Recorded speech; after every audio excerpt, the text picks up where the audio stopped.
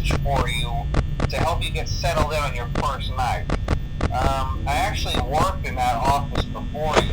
I'm finishing up my last week now, as a matter of fact, so I know it can be a bit overwhelming, but I'm here to tell you there's nothing to worry about. You'll be fine. So let's just focus on getting you through your first week, okay? Let's see. First, there's an introductory greeting from the company that I'm supposed to read. It's kind of a legal thing, you know.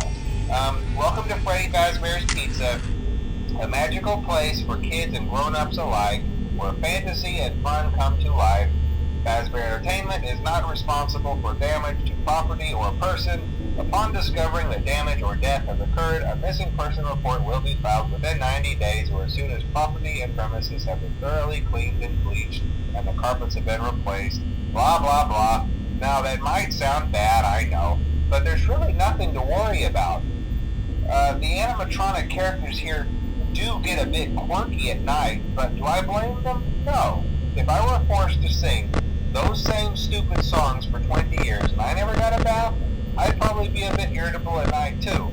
So remember, these characters hold a special place in the hearts of children and we need to show them a little respect, right?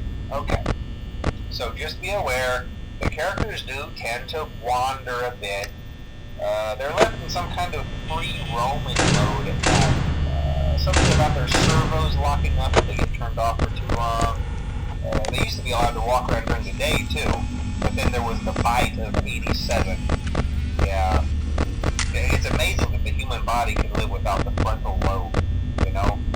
Now, concerning your safety, the only real risk to you as a night watchman here, if any, is the fact that these characters, if they happen to see you after hours, probably won't recognize you as a person. They'll most likely see you as a metal endoskeleton without its costume on. Now, since that's against the rules here at Freddy Fazbear's Pizza, they'll probably try to forcefully stuff you inside a Freddy Fazbear suit. Now, that wouldn't be so bad if the suits themselves weren't filled with cross beams, wired, and animatronic devices, especially around the facial area. So you can imagine how having your head forcefully pressed inside one of those could cause a bit of discomfort and death. The only parts of you that would likely see the light of day again would be your eyeballs and teeth when they pop out the front of the mask. Yeah, they don't tell you these things when you sign up. But hey, first station of the breeze. I'll chat with you tomorrow.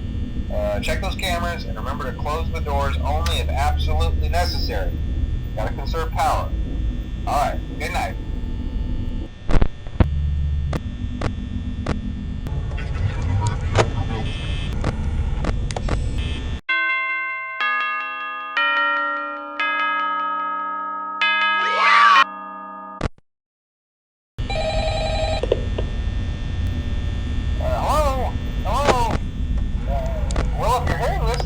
Day 2, congrats.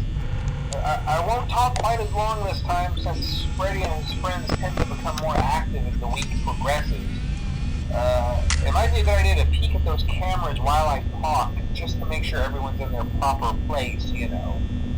Interestingly enough, Freddy himself doesn't come off stage very often. I've heard he becomes a lot more active in the dark, though, so hey, I guess that's one more reason not to run out of power, right? I also want to emphasize the importance of using your door lights.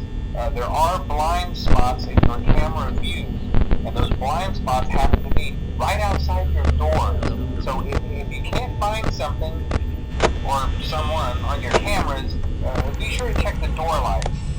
You might only have a few seconds to react. Not that you would be in any danger, of course. I'm not implying that. Also, check on the curtain in Pirate Cove from time to time. The character in there seems unique in that he becomes more active if the cameras remain off for long periods of time. I guess he doesn't like being watched. I don't know. Anyway, I'm sure you have everything under control. Talk to you soon.